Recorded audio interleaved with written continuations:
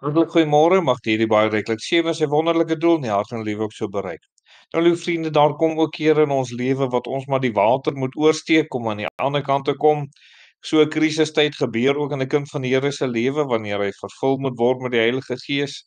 En in hierdie foto is dit nogal belangrik om op te merk dat die ouer diere moes die pas aangee vir die jonger diere om dan ook deur hierdie water te gaan. So is dit belangrik dat ouer Christene ook die weg sal wys en die weg sal baan vir jonger Christene om ook gereinig en vervul te word met die Heilige Gees. 'n Belangrike saak wat ons elkeen het om te doen as u sekerlik al lank die Here ken en die Here vertrou het.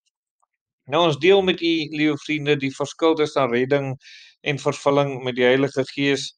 En dit is sekerlik baie belangrik dat ons weer eens hierdie verskille moet raak sien en oplet sodat ons verstaan wat in ons geestelike lewe gebeur, dat ons verstaan wat is God se volkomme verlossingsplan. Want die Here het 'n volkomme verlossingsplan wat elkeen se deel moet word. En die Here wil hê dat dit sekerlik deel van u lewe ook moet wees. Dis tog waarom hy vir u aan die kruis gesterf het. Dis waarom hy sy bloed gestort het, om u te verlos, om u vry te maak, sodat u vrede met die Here kan hê dan ook.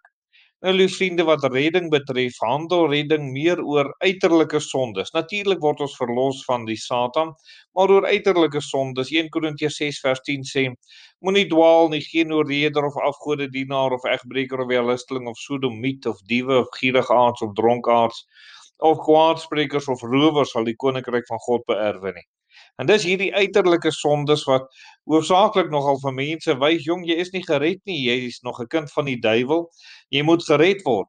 So dit help veel, iemand sou net ophou sê maar om te oreer of ophou om te drink en 'n dronkaard te wees, liewe vriende. Dit sal veel help as iemand net daarmee sou ophou en hy kom nie tot bekering nie. Hy moet tot bekering ook kom. Maar hierdie sondes wys dis die probleem wat daar is. En liewe vriende, is dit nie wonderlik dat daar was mense in die Bybel, hulle het ook al hierdie dinge gedoen en ons lees in vers 11.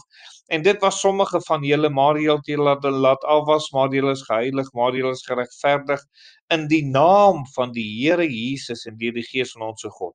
So sekerlik kan enige iemand wat in watse sonde vasgevang is, kan losgemaak word, kan 'n heilige persoon word in die voor die Here, vergewe word, liewe vriende. En dis wat die Here kom doen wanneer hy iemand kom red.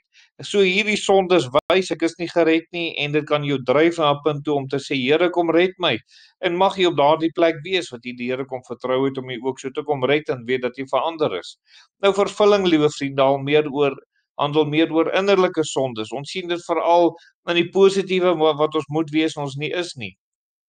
Soos Galasiërs 5 vers 22 sê, maar die vrug van die Gees is liefde, blydskap, vrede, lankmoedigheid, vriendelikheid, goedheid, getrouheid, sagmoedigheid, selfbeheersing. Nou sien die kind van die Here onder andere in sy lewe, maar ek het nie hierdie liefde wat ek moet hê, of die blydskap of lankmoedigheid, net dat jy meer so vinnig verloor word, of goedheid, dat ek heeltyd met 'n kwaad of wat ook al in my hart sommer so sit, of daar's nie selfbeheersing nie, liewe vriende.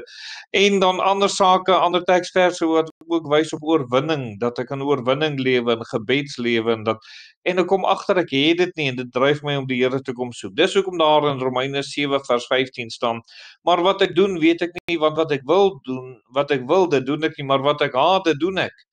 En nou sê vers 17 en 20, hy sê, maar nou is dit nie meer ek wat dit doen nie, maar die sonde wat in my woon. En dan vers 20, maar as ek doen wat ek nie wil nie, doen ek dit nie meer nie, maar die sonde wat in my woon. So hy sê, ek wil nie my meer verloor nie, maar ek verloor dit. Ek wil goed doen, maar ek doen dit nie. Ek wil liefde, maar ek leef dit nie. En nou sê ek weet nie hoe kom hierdie ding gebeur nie, ek probeer swaar en ek kom agter, maar daar's iets binne in my, 'n sonde wat in my woon, 'n onreinheid in binne in my. En dis hiervan waarvan die kind van die Here gereinig moet word, sodat hy algehele oorgawe aan die Here kan maak. En dan sal hy in staat wees om die goeie wat hy wil te kan doen. So liewe vriende, weet u van die twee verskille en ondervinding in die lewe, het jy al die so met die Here deurgegaan? Kom ons bid. Dierbare Here, ons bid vir hulle wat in hierdie dag oortuig is en weet hulle moet met U regmaak. Mag hulle dit ook doen en mag U ook verheerlik word. Amen.